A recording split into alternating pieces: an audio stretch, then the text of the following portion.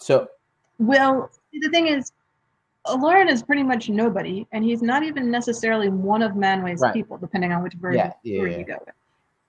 So knowing that, like, why the heck is he going? Yeah. There has to be a reason he suggested. Yeah. Oh, here's a good peacemaker. Mm-hmm. Like, why? because Ian should be the one. What if? Okay. What if we? I don't want to have too many conversations. Is what I'm worried about. Okay. So we know that Manway wants to bring Owlay, because Owlay and Melkor are job site buddies. Yes. So Owlay's just going to bring Kuramo and Myron with him as a matter of course. He knows that Myron gets along well with Melkor already, so he's totally bringing him. Kuramo is like his number 2 guy, so he brings him as well. Right. So we don't need to show a reasoning behind that. That they just come along. Right. I think we might want to see Manway inviting Owlay, but Awlay's people coming with him is just normal. What if? Okay. Here's a good opportunity here. So, I mean, we're going to have a second conversation. Is what's going to happen here. So we leave Varda. Okay. Okay. We're now having a conversation between Manway, Owlay. What if Lorien just happens to be there? Ermo just happens to be there at this conversation. They're just talking. Okay. And Ermo says, you know what? I would like to send with you, because I think he's one of Ermo's guys, right? Okay. Yeah. And in the published Silmarillion, he is. I think there's another version in that. Because we know that Manway is going to specifically ask for Lauren to go to Middle Earth as one of the Astari. Okay? Right. So there's got to be a reason for this. So Ermo maybe says, I have somebody that I think you should take with you as well. He's one of the wisest of my folk, or something to that effect. Mm-hmm. And I feel like he would be an asset to you. I like that it's not Manway's idea, because I don't feel like Manway should even especially since he wasn't with them in Almaran. Right. Yeah. Right. So, and this is our opportunity to kind of introduce Aloran, without actually having somebody say this is Aloran. He's just there with them as they're, maybe they're traveling, or they're yes. It would have to be at the arrival, because I really want to avoid showing like inter-destination travel for the for the Valar, because for reasons that Philip very, very wisely brought up, like, how do you show this? Like, clearly they can go wherever they want, whenever they want. Yeah. That's. I mean, I feel like that's the simplest answer, is just to not don't show people going from one place, like distance travel. Yes. Yes. So I think if you assume everyone is traveling by rabbit sled, yes, and then maybe want to show the rabbit sled, Hobbit films make sense on that point at the same time.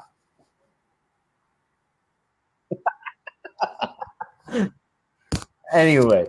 No, I'm not going that far.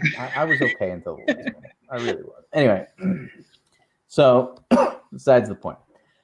So, do we want to introduce Aloran? Do we want Ermo to say Aloran's name here, and then cut to, and then the next time we see them is them pull? And I think you brought up the idea that Eonway should be with them as well. Was that you? Well, yes. Yeah. Eonway is Manway's right-hand guy. Yeah. So if Manway's going on a diplomatic mission, you would think he would take his right-hand guy with him. He's going to take anybody. But it has been suggested that he's taking all. I don't have a problem with that role. With bringing Eonway along. We just have to have something for him to do. Right. we're having so many people go on this little and having him be there without anything really for him to do is just this time. It's a little weird.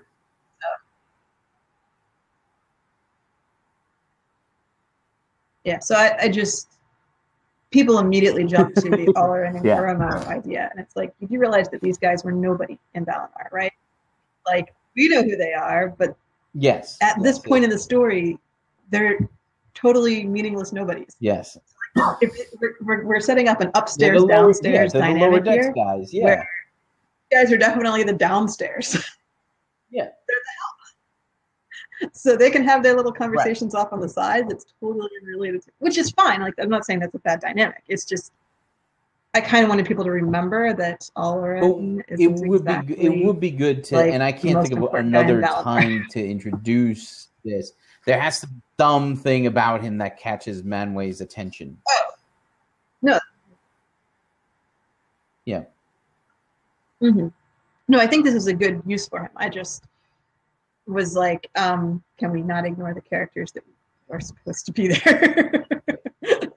Because we can have Saruman and Don't worry, we will make sure to give Manway Yes, suitably epic stuff to do.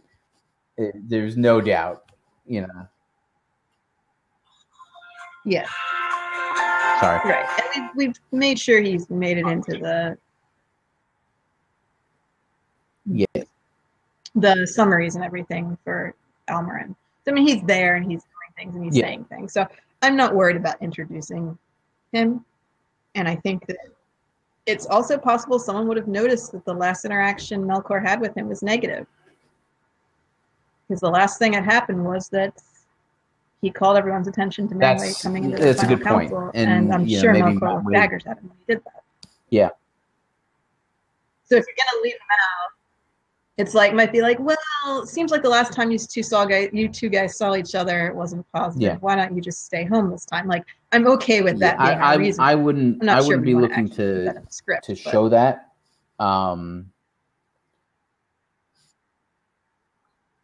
Yeah. Right. But that could be the behind the scenes explanation as to why it's not there. Yes. It was deemed non-diplomatic. So we arrived there.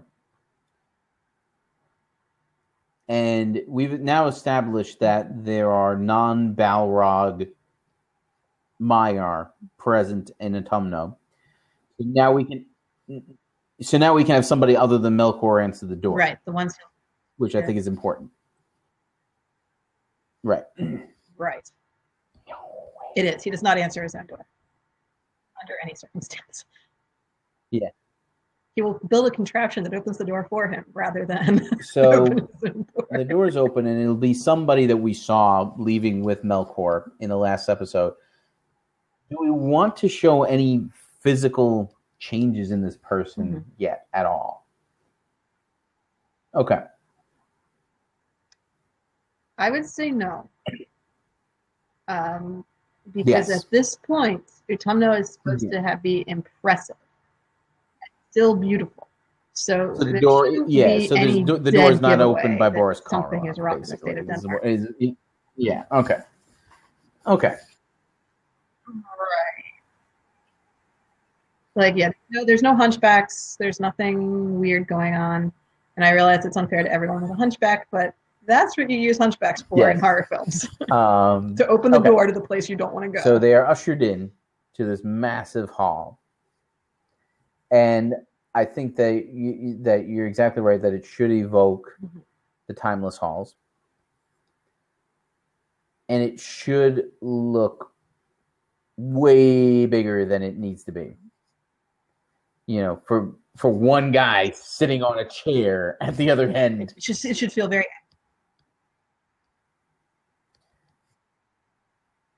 Yeah. It's what? It's very empty. Yes, absolutely. It is very empty because not that many people went with him.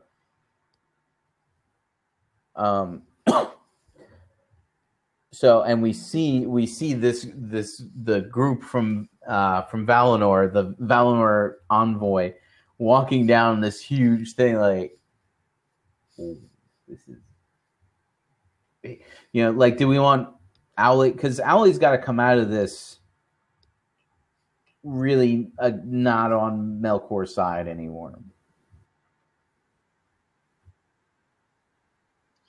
Yes. So the overall way the meeting plays out has to very much rub all everyone completely the wrong way. Because up till now, he's kind of been defensive of the guy. Yeah. Kind of. Not quite with the whole lamp. Yeah. Like after the lamps came down, I think he was pretty much done with Melkor, but he hasn't. So he hasn't viewed him as a complete enemy yet. So. But and maybe it's something that's said because we kind of want to see Melkor and Manwë together by themselves. You know, that conversation happens separately. So maybe it's got to be something that's said after that conversation. You know, maybe do we want to have Melkor, like, for all intents and purposes, kick them out?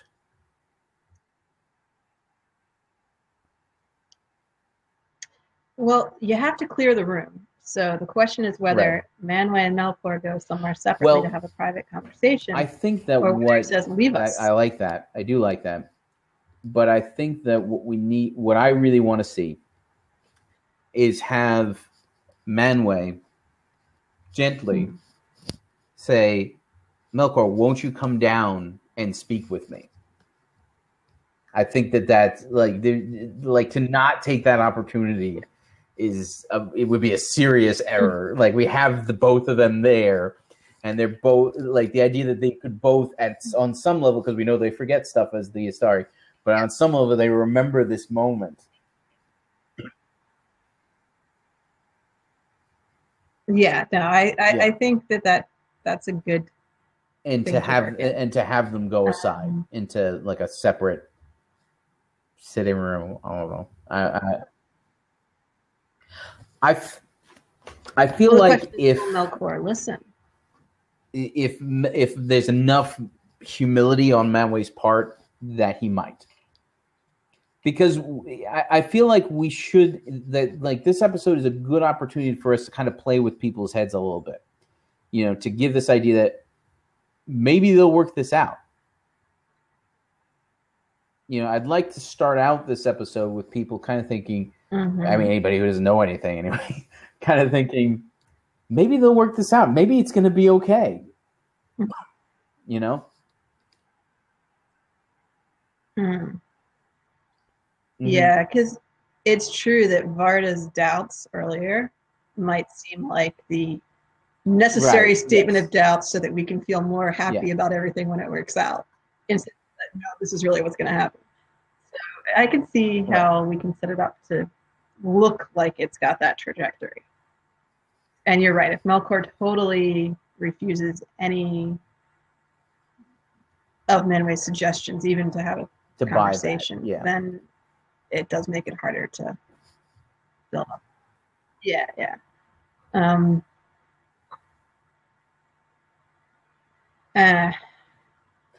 I'm just really having trouble seeing Melkor willingly getting off that. It won't be so bad if we go into like his private office and he's still got an immense chair there that he sits in. He has to somehow put it on over him. Yeah, I mean, he has to somehow really. Yeah. Okay. So if he knows he can do that, and is like, sure, let's go right next door. It's the exact same. You're sitting in the little chair. And, scale. You know. Yeah. Yes. So I think as long as we maintain that Melkor is that petty, that on the smallest level he's going to make sure he one-ups him, then I'm okay with him having that small concession. So everyone else is just standing around in the throne. We want to have Ale kind of wander off, because whether he likes what's going on or not, this place looks kind of cool to Ale.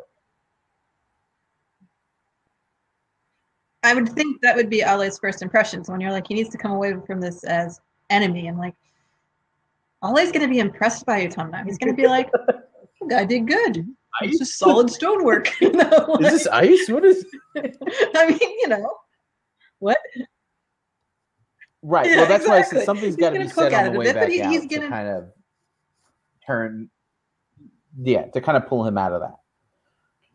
Sour everything. Yeah. And you know, maybe Melkor kind of calls him out personally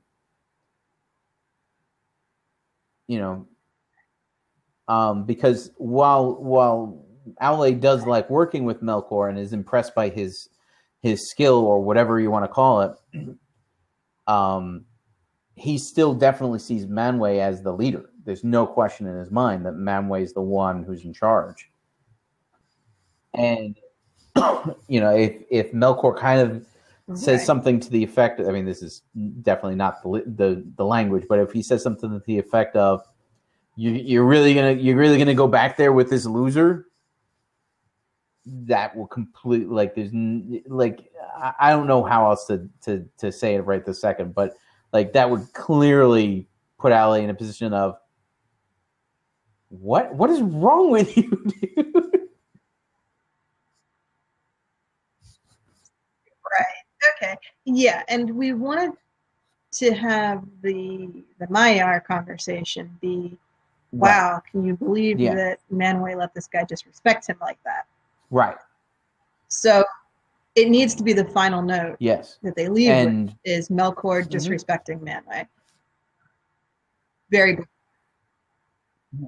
So yeah, I do agree. No. I mean, obviously, yes, not with this loser. Yeah. But something very dismissive and very clearly like, well, you know, if that's how you feel about it, but it's like, no, you can't talk like that about Manwë. When we see that, we have our three lower decks guys, we should see on Aloran's face almost the same sorrow that we see in Manwë's. On Koromo's face, we see like that self-righteous rage that we talked about. Like, how dare you? You know? Whereas Myron is just kind of looking at Manwë with a little bit of disgust. Like, really?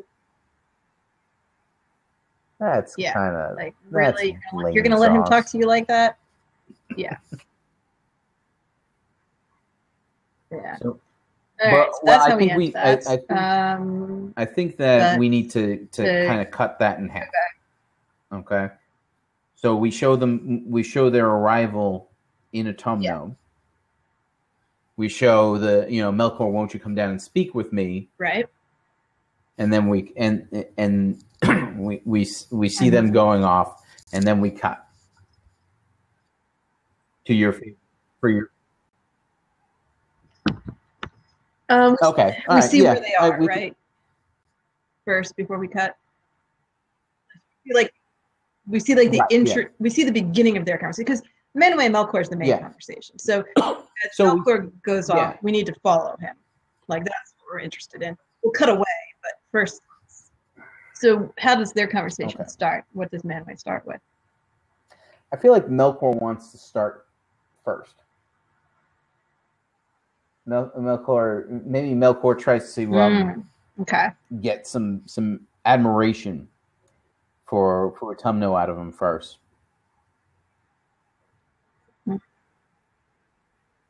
Yeah. So what do you think of all? So something like all this, isn't this grand? And Manwë's like, it's nice, like not necessarily not passive aggressively even, but like in his mind he's giving him praise, but it's not.